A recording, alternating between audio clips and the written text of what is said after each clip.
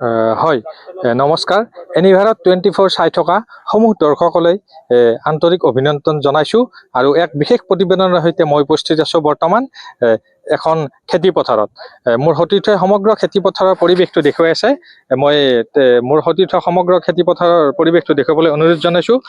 আমাৰ সৈতে উপস্থিত আছে একাংশ প্ৰাক্তন আলফা সমন্বয়ৰক্ষীৰ সদস্য। আমি তেখেতসকলৰ সৈতে কিছু কথা জানিবলৈ বিচাৰিম। তাৰ আগতে মই ক'বলৈ বিচাৰিছোঁ তেওঁলোকে বৰ্তমান নিবনুৱা সমস্যাৰ যি সমস্যা চলি আছে এই ক্ষেত্ৰত তেওঁলোকে কৃষি ক্ষেত্ৰত নিয়োজিত হৈ তেওঁলোকে নিজেও স্বাৱলম্বী হৈছে আৰু আন বহুকেইজনকো তেওঁলোকে কৃষি ক্ষেত্ৰৰ লগত জড়িত হৈ স্বাৱলম্বী হোৱাৰ পথ মোকলাই দিছে। আমি পোনে পোনে মোৰ সতীৰ্থক দেখুৱাবলৈ ওলাইছোঁ। আমি পোনে পোনে তেওঁলোকৰ লগত কিছু কথা পাতিবলৈ যত্ন কৰিম। আমি পোনে পোনে আহিছোঁ এগৰাকী কৃষি কৰ্মৰ লগত জড়িত প্ৰাক্তন আলফা সমন্বয়ৰক্ষী সমিতিৰ সদস্যৰ লগত। আমি তেখেতৰ পৰা কিছু কথা জানিবলৈ বিচাৰিম। হয়, আপোনালোকে প্ৰাক্তন আলফা সমন্বয়ৰক্ষী সদস্য এই ক্ষেত্ৰত আপোনালোকে কৃষি কৰ্মৰ লগত জড়িত হৈছে, কি ক'ব এই ক্ষেত্ৰত? আমি সদৌ অসম প্ৰাক্তন আলফা সমন্বয়ৰক্ষী সমিতি নলবাৰী জিলা সমিতিয়ে মোকালমোৱাৰ লাওপাৰা চৰত আমি মাকৈৰ সহিতে আমি সৰিয়হকে আদি কৰি বিভিন্ন কৃষি কাৰ্য ইয়াত কৰিছোঁ আৰু আমাৰ অন্তত 40ৰ পৰা 50জন সক্ৰিয়ভাৱে সদস্য ইয়াত জড়িত হৈ আছে। যদিও আমি নলবাৰী জিলাৰ প্ৰায় 400ৰ পৰা 500 সদস্য আছোঁ, 40ৰ পৰা 50জন সদস্যৰ পৰিয়াল প্ৰায় আমি এই কৃষি কাৰ্যত জড়িত হৈ আমি পৰিয়াল পোহপাল দিয়াৰ লগতে অন্যান্য বিভিন্নজনক ইয়াত সংস্থাপন দিয়াৰ কাৰণে আমি চেষ্টা কৰিছোঁ। হয়, আমি দেখিবলৈ পাইছোঁ যে ইয়াতে বিদ্যুৎ পৰিবাহী তাৰ আপোনালোকৰ খেতিৰ ওপৰলৈ আমি যোৱা পৰিলক্ষিত হৈছোঁ। গতিকে এই ক্ষেত্ৰত আপোনালোকে খেতি পথাৰত শস্যত পানী দিয়াৰ কাৰণে কিবা চৰকাৰী পানীৰ ব্যৱস্থাৰ কিবা সহায় লাভ কৰিছে নেকি? আমি শেহতীয়াকৈ প্ৰায় 20 বছৰতকৈও অধিক কাল আমি কণ্টিনিউৱাছলি ইয়াত খেতি কৰি আহিছোঁ।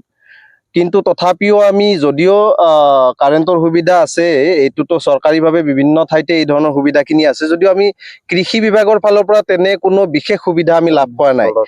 অৱশ্যে আমাৰ এই ক্ষেত্ৰত অভিযোগো আছে। আমি কৃষি বিভাগক, নলবাৰী জিলাৰ কৃষি বিভাগক মানে বিভিন্ন সময়ত লগ কৰি আমাৰ অসুবিধাসমূহ জনাইছোঁ, যদিও তেখেতসকলৰ ফালৰ পৰা যি ধৰণৰ গুৰুত্ব দি আমাক সা সুবিধাসমূহ প্ৰদান কৰিব লাগে সেই ধৰণৰ ব্যৱস্থাখিনি গ্ৰহণ কৰা নাই। সেইকাৰণে আমি অসম চৰকাৰৰ লগতে জিলাৰ কৃষি বিভাগক আমি অনুৰোধ জনাম যাতে প্ৰাক্তন আলফাসকলে কৰি থকা এই খেতি তেওঁলোকৰ বিষয়াই আহি ইয়াত তেওঁলোকে নিজ চকুৰে আহি চাই ইয়াত মানে কি ধৰণৰ খেতি কৰিছে, সেই ব্যৱস্থাসমূহ কি ধৰণে তেওঁলোকৰ সহায় সহযোগিতাৰে আমাক আৰু আগবঢ়াই নিব পাৰে আৰু চৰকাৰী কি সা সুবিধাৰ জৰিয়তে এই গোটেই কমিউনিটিটোক তেখেতসকলে আগবঢ়াই নিব পাৰে, সেই ক্ষেত্ৰত তেখেতসকলক আমি অনুৰোধ জনাম। হয়, আপোনালোকে যিহেতুকে কৃষি কৰ্মৰ লগত বৰ্তমান জড়িত আছে, ইয়াতে কি খেতি আপোনালোকে বৰ্তমান কৰিছে? আমি প্ৰধানকৈ আমি 65 বিঘা মাটিত মাকৈ খেতি কৰিছোঁ।